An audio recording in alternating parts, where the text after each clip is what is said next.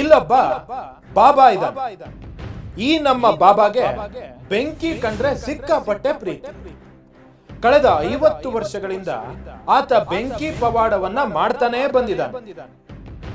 ಈ ಬೆಂಕಿ ಬಾಬಾನ ರೋಚಕ ಕಥೆ ಹೇಗಿದೆ ಗೊತ್ತಾ? Super super.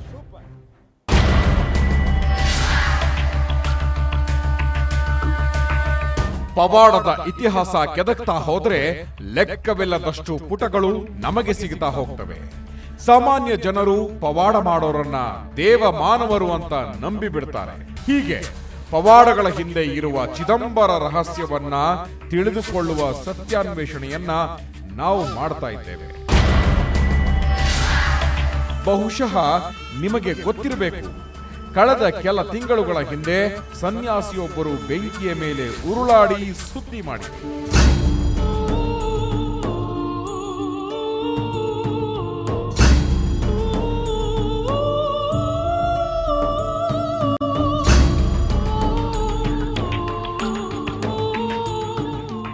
ಎಸ್, ಹೀಗೆ ಬೆಂಕಿ ಮೇಲೆ ಉರುಳಿ ಪವಾಡ ಮಾಡ್ತಿರೋ ಈ ಬಾಬಾನ ಹೆಸರು ರಾಮ್ ಬಾವು ಅಂತ.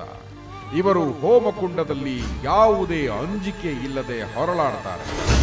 ಇವರು ಬೆಂಕಿಗೆ ಹೆದರೋದಿಲ್ಲ, ಬೆಂಕಿನೇ ಇವರನ್ನ ಕಂಡ್ರೆ ಹೆದರುತ್ತೆ. ಬೆಂಕಿಯಲ್ಲಿ ಹೊರಳಾಡಿದ್ರು ಇವರಿಗೆ ಏನೂ ಆಗಲ್ವಂತೆ. 50 ವರ್ಷದಿಂದಲೂ ಇವರು ಈ ಹೋಮಕುಂಡ ಪವಾಡವನ್ನ ಮಾಡ್ತಾನೆ ಬಂದಿದ್ದಾರೆ. ವಿಚಿತ್ರ ಅಂದ್ರೆ ಅಷ್ಟು ವರ್ಷದಿಂದ ಇವರು ಬೆಂಕಿಯಲ್ಲಿ ಹೊರಳಾಡ್ತಾ ಇದ್ರು ಇವರ ಮೈ ಮೇಲೆ ಪುಟ್ಟದೊಂದು ಸುಟ್ಟ ಗಾಯವೂ ಇಲ್ಲ.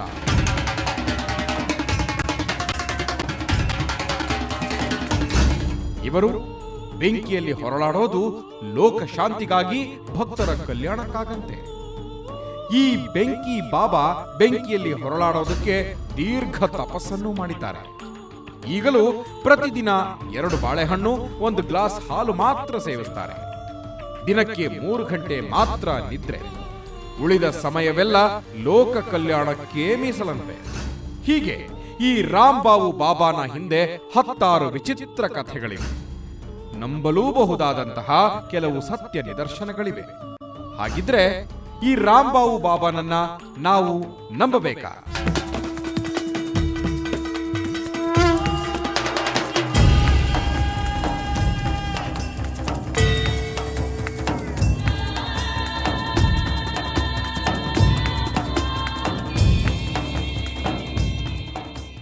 ಆದ್ರೆ ಪವಾಡ ಬಯಲು ತಜ್ಞ ಹುಲಿಕಲ್ ನಟರಾಜ್ ಇದೆಲ್ಲ ಬುರುಡೆ ಅಂತಾರೆ.